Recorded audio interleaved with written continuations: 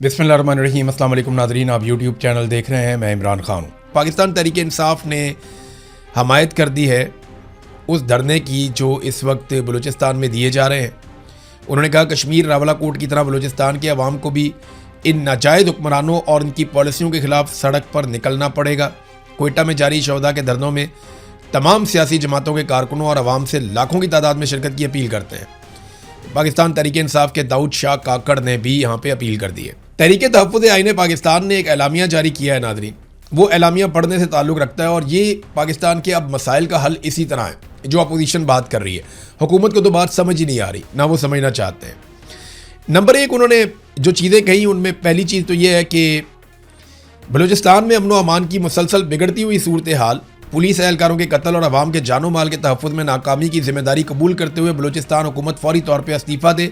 हमारा मौक़िफ़ है कि एक गैर मुंतखब हुकूमत अवाम के सियासी, इंतज़ामी और सिक्योरिटी मसाइल के हल की इखलाकी और अवामी हैसियत नहीं रखती और बलूचिस्तान के तमाम लापता अफराद को फिलफौर अदालतों के सामने पेश किया जाए, जबरी गुमशुदगियों का सिलसिला बंद किया जाए और डेथ स्क्वाड का मुकम्मल खात्मा यकीनी बनाया जाए। इसके बाद दूसरा, उन्होंने मुतालबा किया कि इमरान खान, बुशरा बीबी, डॉक्टर महारंग बलोच, डॉक्टर यास्मीन राशिद, एजाज अहमद चौधरी, उमर सरफराज चीमा, शाह महमूद कुरैशी, महमूद रशीद, हसान न्याजी, ईमान मज़ारी, अली वज़ीर समेत तमाम कैदियों, कारकुनान और ज़मीर के असीरान को फौरी तौर पर रिहा किया जाए। फिर एक और मुतालबा उन्होंने किया कि आज़ाद जम्मू और कश्मीर की मौजूदा सियासी और इंतज़ामी सूरत हाल आज़ादाना, मुनसिफाना और शफाफ इंतखाबात के इनेकाद के लिए साजगार नहीं है। लिहाजा तमाम मुतल्लिका फ़रीक़ैन के दरमियान बामानी मुज़ाकरात का आगाज़ करते हुए इंतखाबात को इल्तवा किया जाए ताकि अवाम के हकीकी मैंडेट का तहफ़्फ़ुज़ मुमकिन बनाया जा सके। अगला मुतालबा यह है कि तहरीक तहफ़्फ़ुज़ आईन पाकिस्तान मुतालबा करती है कि आज़ाद जम्मू और कश्मीर और बलूचिस्तान की तशवीशनाक सूरत हाल पर फौरी तौर पर घिसी पट्टी ही सही मगर पार्लियामेंट का मुश्तरका इजलास तलब किया जाए ताकि कौमी सतह पर इन संगीन मामलात पर संजीदा, जामे और मौसर बहस के ज़रिए आइनी और सियासी हल तलाश किया जा सके।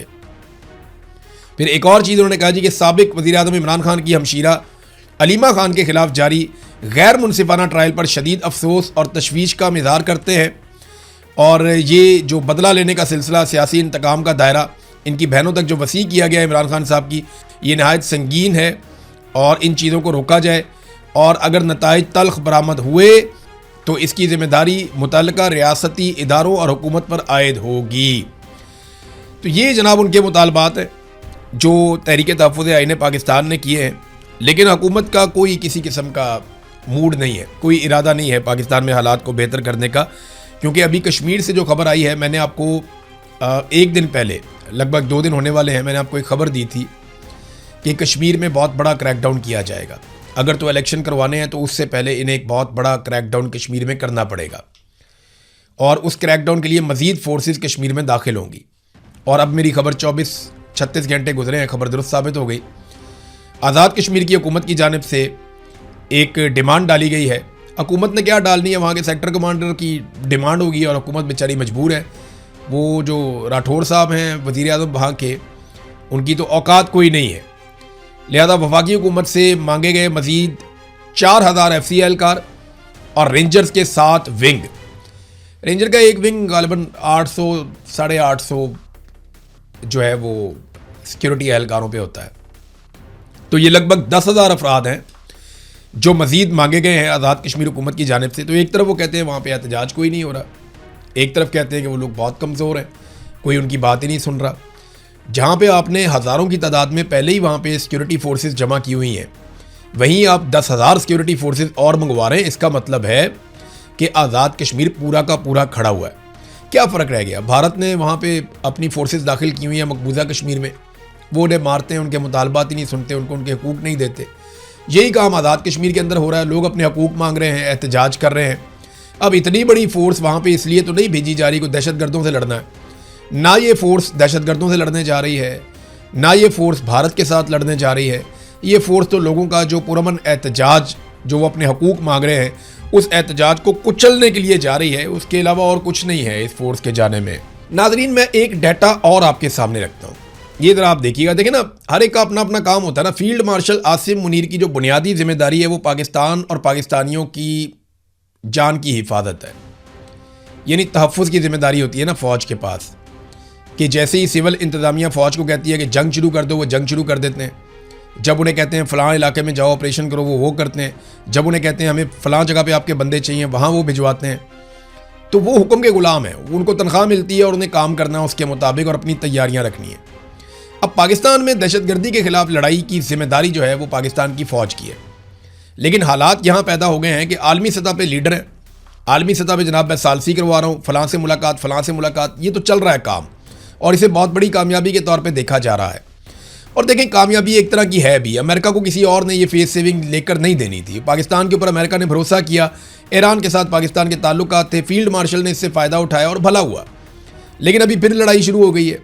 वो लड़ाई कभी बंद होती है, कभी शुरू हो जाती है। पाकिस्तान एक बड़ा कमज़ोर सालिस है, दोनों फरीकैन में से किसी को भी दबाकर बात नहीं कर सकता। लेकिन पाकिस्तान के अंदर तो हम सूरत हाल ठीक कर सकते हैं ना। आज फील्ड मार्शल के आने के बाद पाकिस्तान की सूरत हाल क्या है कि पूरी दुनिया में पाकिस्तान में दहशतगर्दी सबसे ज़्यादा बढ़ गई है। यानी अगर आप डेटा देखें तो डेटा ये बताता है कि इस खित्ते में कोई ऐसा मुल्क नहीं है जिसमें पाकिस्तान से ज़्यादा दहशतगर्दी हो। अफ़गानिस्तान हो, इराक हो, यमन हो, शाम हो, सोमालिया हो, कोई भी ऐसा मुल्क हो, उन सारे मुल्कों में हालात पाकिस्तान से बेहतर है। हैरत हो रही है आपको। पाकिस्तान में जो दहशतगर्दी है वो इतनी बढ़ गई है कि अफ़गानिस्तान 9वें नंबर पे है और पाकिस्तान दूसरे नंबर पे है। पाकिस्तान ने दहशतगर्दी का जो सामना आसिम मुनीर साहब के दौर में किया वो इससे पहले इसका रिकॉर्ड नहीं मिलता। आज पाकिस्तान बदतरीन दहशतगर्दी का सामना कर रहा है और हम उसे रोकने में कामयाब नहीं हो रहे। बलूचिस्तान जल रहा है, कबायली इलाके जल रहे हैं और पूरा जोर इस बात पे है कि कश्मीर में अपनी हुकूमत बना लें, गिलगित बल्तिस्तान में अपनी हुकूमत बना लें, यहाँ मादनियात पड़ी हुई हैं यहाँ पे हुकूमत बना लें, खैबर पख्तूनख्वा की हुकूमत को कंट्रोल कर लें, कोई अवामी तहरीक खड़ी ना हो जाए, हम जाके बोर्ड ऑफ पीस के अंदर बैठ जाएं, किसी तरह इसराइल को तस्लीम करने का कोई रास्ता निकल आए, इमरान खान को जो है वो इर्रेलिवेंट कर दें। बस इन्हीं चीज़ों के ऊपर सारा का सारा जोर है। अमेरिका को राज़ी कर दें कि किसी तरह हमारी जो हुकूमत है उसको लेजिटिमेसी मिल जाए, और कुछ भी नहीं है, किसी चीज़ पर तवज्जो नहीं है। तो जो असल काम है वो तो किया नहीं जा रहा। और दहशतगर्दी के अदाद शुमार आप देखें तो हालात क्या हो गए।